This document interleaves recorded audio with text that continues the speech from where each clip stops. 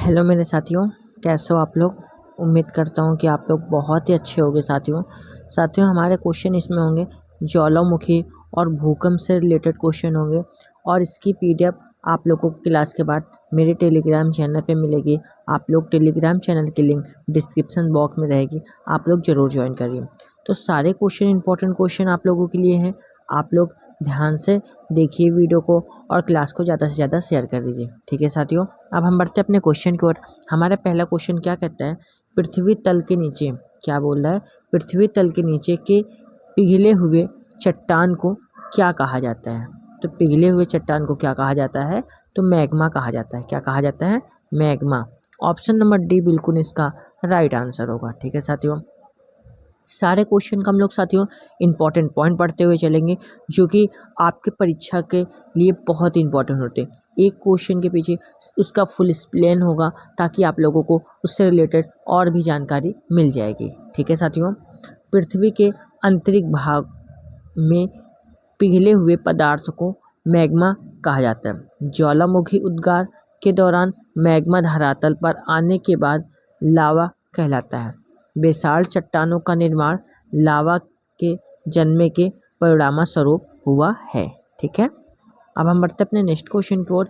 Next question क्या है साथियों हमारा, ज्वालामुखी पर्वतमाला सामान्यतः कहाँ पाए जाते हैं। ज्वालामुखी पर्वतमाला सामान्यतः कहाँ पाए जाते हैं, ये हमारा प्रशांत महासागर में पाया जाता है। कहाँ पाया जाता है, प्रशांत महासागर में पाया जाता है। ऑप्शन नंबर ए बिल्कुल इसका राइट आंसर होगा। साथियों, अगर आप लोग और भी किसी टॉपिक पर क्वेश्चन चाहते हैं तो आप लोग मुझे ज़रूर कमेंट बॉक्स में बताएं, मैं उससे रिलेटेड इंपॉर्टेंट क्वेश्चन आप लोगों के लिए लेकर ज़रूर आऊँगा। ठीक है साथियों, उसमें का इम्पोर्टेंट पॉइंट क्या है साथियों, विश्व की ज्वालामुखियों का लगभग 2/3 भाग, कितना, 2/3 भाग प्रशांत महासागर के तटीय भागों में पाया जाता है। ज्वालामुखी की इस तटीय श्रृंखला को प्रशांत महासागर का ज्वालावृत्त या अग्निवलय कहते हैं। यह पेटी अंटार्कटिका में एयरबेस, कितना, एयरबस पर्वत से प्रारंभ होकर दक्षिणी अमेरिका के पश्चिमी तट के सहारे मुख्यतः इंडीज पर्वतमाला का अनुसरण करती हुई उत्तरी अमेरिका के रॉकीज पर्वत के ज्वालामुखियों को सम्मिलित करके पश्चिमी तटीय भागों के सहारे अलास्का तक विस्तृत है। कहाँ तक, अलास्का तक विस्तृत है। ठीक है साथियों, नेक्स्ट क्वेश्चन क्या कहते हैं हमारा, लैकोलिथ, क्या बोल रहा है, लैकोलिथ और बैथोलिथ के निर्माण का संबंध किससे है। का निर्माण का संबंध किससे है, तो यह हमारा ज्वालामुखी से है। ज्वालामुखी से हमारा संबंध है। ऑप्शन नंबर बी बिल्कुल इस क्वेश्चन का राइट आंसर होगा। ठीक है साथियों, जब ज्वालामुखी लावा भूपटल के आंतरिक भाग में ठंडा होकर जम जाता है तो कई भू आकृति का निर्माण होता है। तो कई भू आकृतियों का निर्माण होता है, जैसे बैथोलिथ, लैकोलिथ, लेपोलिथ, फैकोलिथ और सिल व डाइक है। ठीक है, नेक्स्ट क्वेश्चन साथियों, भूकंप को क्या कहा जाता है। तो साथियों, भूकंप को कंपन भी कहा जाता है। क्या कहा जाता है, कंपन भी कहा जाता है। ऑप्शन नंबर बी बिल्कुल इसका राइट आंसर होगा। ठीक है साथियों, भूकंप का शाब्दिक अर्थ क्या बोल रहा है, भूकंप का शाब्दिक अर्थ पृथ्वी का कांपना या हिलना है। यह एक आकस्मिक अंतर्जात प्रक्रिया का प्रतिफल है जिसके द्वारा भूतल में हलचल पैदा होने के परिणामस्वरूप कंपन होने लगता है। ठीक है, नेक्स्ट क्वेश्चन साथियों, भूकंप का मुख्य कारण क्या है। भूकंप का मुख्य कारण क्या है, तो भूकंप का मुख्य कारण है विवर्तनिक। क्या है, विवर्तनिक। ऑप्शन नंबर बी बिल्कुल इसका राइट आंसर होगा। ठीक है साथियों, सारे क्वेश्चन का जैसा कि हम लोग इंपॉर्टेंट पॉइंट पढ़ते हुए चल रहे हैं साथियों, जो कि आपके परीक्षा के लिए अति महत्वपूर्ण होंगे। ठीक है साथियों, भूकंप की उत्पत्ति के कुछ प्रमुख कारण निम्नलिखित हैं। ज्वालामुखी क्रिया, भूस्खलन, भ्रमश, प्लेट विवर्तनिक, प्रत्यास्थ, पुनश्चलन, जलीभार, उल्कापात, परमाणु बमों का परीक्षण आदि है। ठीक है, अब हम बढ़ते हैं अपने नेक्स्ट क्वेश्चन की ओर साथियों। नेक्स्ट क्वेश्चन क्या है हमारा, एक ही समय में, क्या बोल रहा है, एक ही समय में कंपन करने वाले स्थानों को मिलाने वाली रेखाओं को कहते क्या है?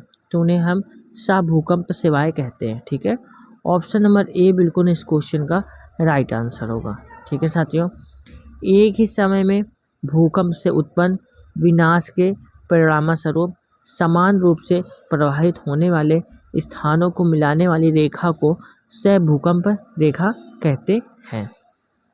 ठीक है, नेक्स्ट क्वेश्चन साथियों, अधिकांश, क्या बोल रहा है, अधिकांश विध्वंसकारी भूकंपों का कारण सामान्यतः होता है।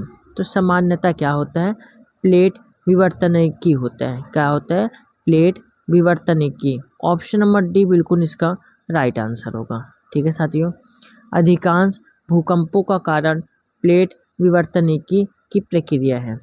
प्लेट विवर्तनिकी सिद्धांत के अनुसार पृथ्वी की सतह 15 गतिशील प्लेटों, 6 बड़ी तथा 6 छोटी प्लेटों से निर्मित है। जब इन गतिशील प्लेटों के बीच परस्पर घर्षण होता है तो भूकंपीय घटनाएं उत्पन्न होती है। इसके अतिरिक्त ज्वालामुखी विस्फोटों, वलन एवं भ्रंशन तथा प्रकृति के मानवीय हस्तक्षेप के कारण भी भूकंपीय घटनाएं होती हैं। ठीक है साथियों, अब हम बढ़ते हैं अपने नेक्स्ट क्वेश्चन की ओर। नेक्स्ट क्वेश्चन क्या कहता है साथियों हमारा,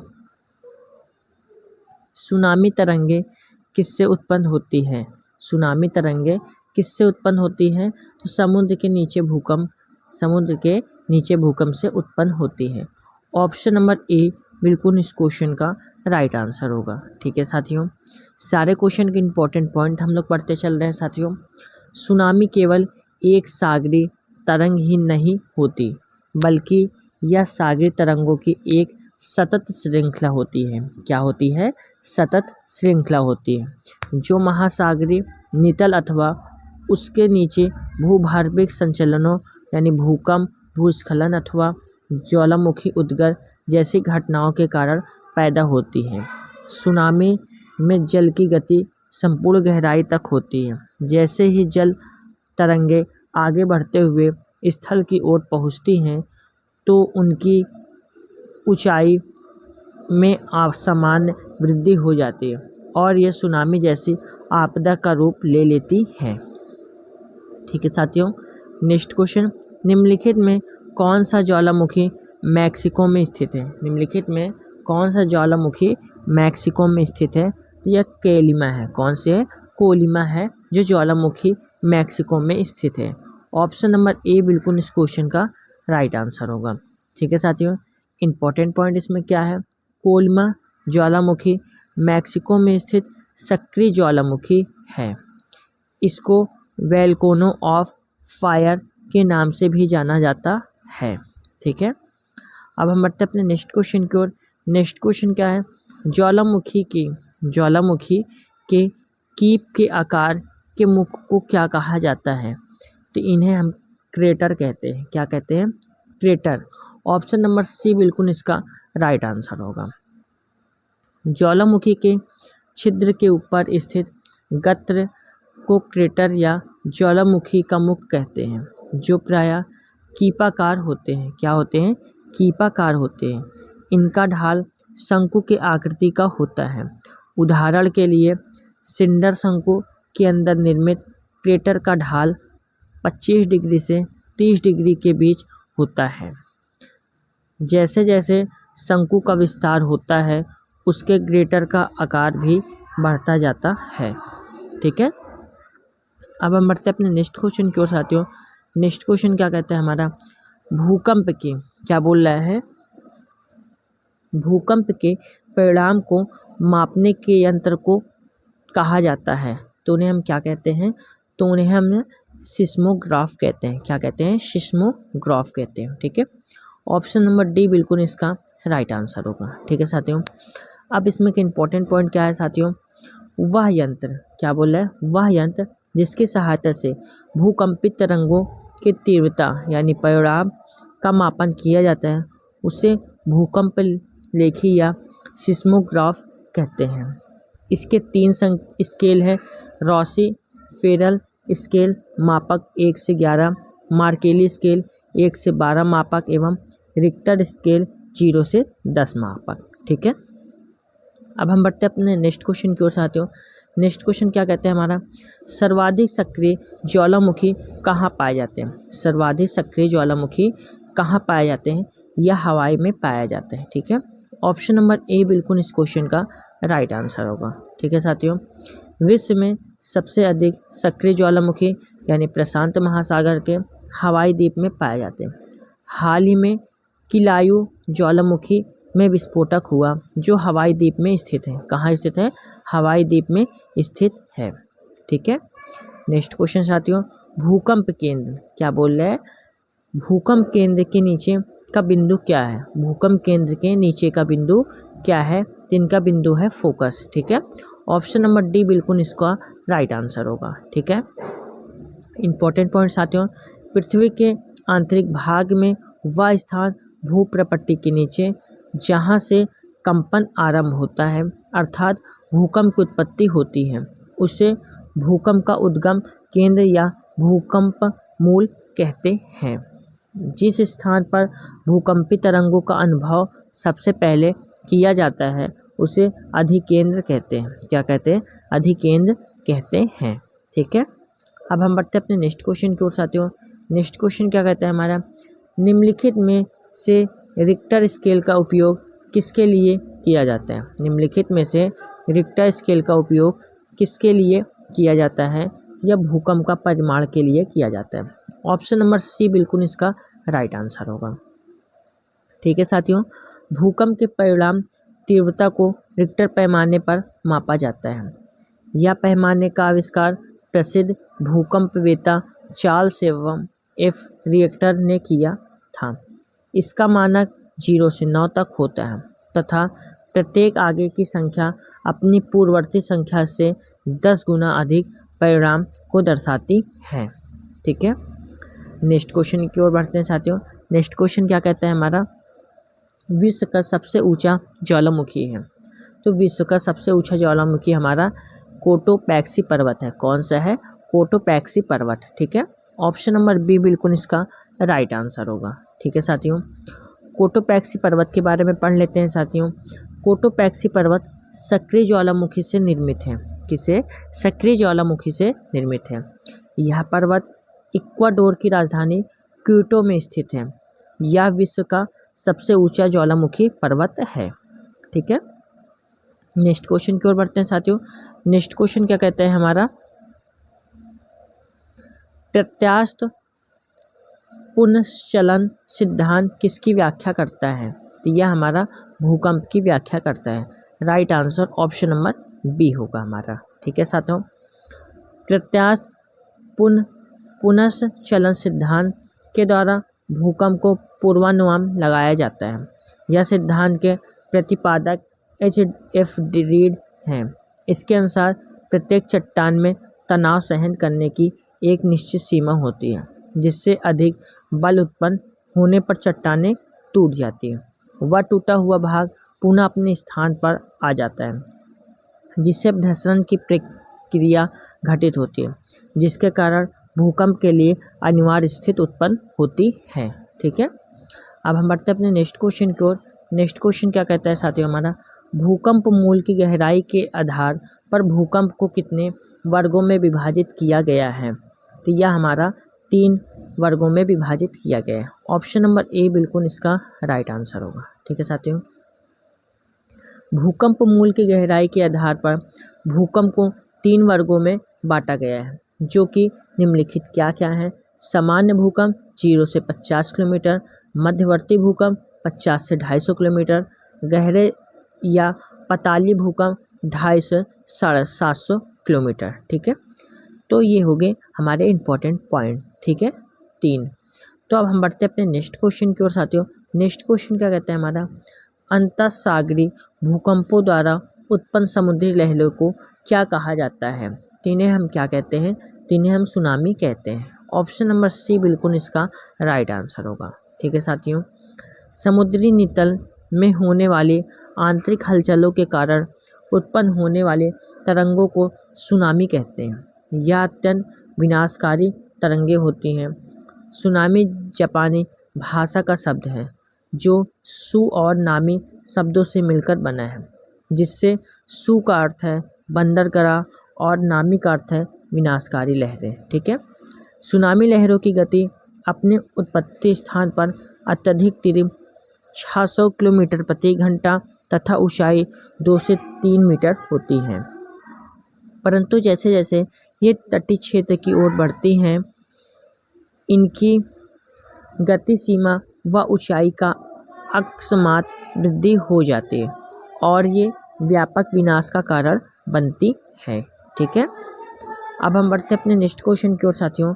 नेक्स्ट क्वेश्चन क्या कहता है साथियों हमारा, भूकंप आने से पहले वायुमंडल में कौन सी गैस की मात्रा में वृद्धि हो जाती है? तो यह हमारा रेडान की वृद्धि हो जाती है। Right answer option number B होगा हमारा। ठीक है साथियों, भूकंप आने से पहले वायुमंडल में रेडॉन गैस की मात्रा में वृद्धि हो जाती है। यह एक प्राकृतिक रूप में पाई जाने वाली रेडियोएक्टिव गैस है। यह रंगहीन, गंधहीन व निष्क्रिय गैस है जो फेफड़ों के कैंसर का कारण बनती है। ठीक है। नेक्स्ट क्वेश्चन साथियों, नेक्स्ट क्वेश्चन क्या कहता है हमारा, भूकंप रेखा का आकार प्रायः कैसा होता है? तो यह हमारा अनियमित होता है। Right answer option number B होगा हमारा। ठीक है साथियों, समान भूकंपी तीव्रता वाले स्थानों को मिलाने वाली रेखा को आइसोसीमल रेखा कहते हैं। इसका आकार अनियमित होता है। एक ही समय पर आने वाले भूकंपी क्षेत्रों को मिलाने वाली रेखा को हीमोसिस्मल रेखा कहते हैं। ठीक है। नेक्स्ट क्वेश्चन साथियों, अग्निवलय प्रशांत महासागर के उस विशाल क्षेत्र को कहते हैं जहां कुल भूकंप का कितना प्रतिशत आता है? तो 68% आता है। ठीक है। ऑप्शन नंबर ए बिल्कुल इस क्वेश्चन का राइट आंसर होगा। ठीक है साथियों, अब इसमें एक इम्पॉर्टेंट पॉइंट क्या है साथियों हमारा, प्रशांत मेखला में विनाशात्मक किनारों पर प्राप्त होने वाले ज्वालामुखी की एक लंबी श्रृंखला के कारण इस क्षेत्र को अग्निवलय कहते हैं, जहां विश्व के लगभग 65% से अधिक भूकंप आते हैं। यह पेटी अंटार्कटिका के माउंट इरबेस से प्रारंभ होकर इंडीज व रॉकीज पर्वत से होते हुए मध्य महाद्वीप पेटी में मिल जाती है। ठीक है। नेक्स्ट क्वेश्चन साथियों, कौन सी घटना धरातल पर नहीं घटित होती है? तो यह हमारी सुनामी है। ठीक है। Right answer option number D होगा हमारा। ठीक है साथियों, सुनामी धरातल पर घटित नहीं होती, जबकि ज्वालामुखी उद्गार अक्षय चट्टानों को अपने स्थान पर छोटे छोटे कणों में टूटकर गिरना तथा अपरदन चट्टानों या मृदा के महीन कणों का जल या वायु द्वारा बहाव धरातल पर घटित होने वाली क्रियाएं हैं। तो साथियों यहाँ पे हमारे क्वेश्चन कंप्लीट होते हैं। और आप लोग क्लास कैसी लगी? क्लास अच्छी लगी तो क्लास को आप लोग एक लाइक करके चैनल को ज़रूर सब्सक्राइब कर लीजिए, बेल आइकन को ज़रूर प्रेस करें ताकि आने वाली सभी प्रकार की नोटिफिकेशन आप लोगों को आसानी से मिलते रहें, क्योंकि सारे इंपॉर्टेंट क्वेश्चन होते हैं आप लोगों की परीक्षा के लिए, जो कि आपकी परीक्षा के लिए बार बार पूछे जा सकते हैं। ठीक है साथियों, जय हिंद, जय भारत।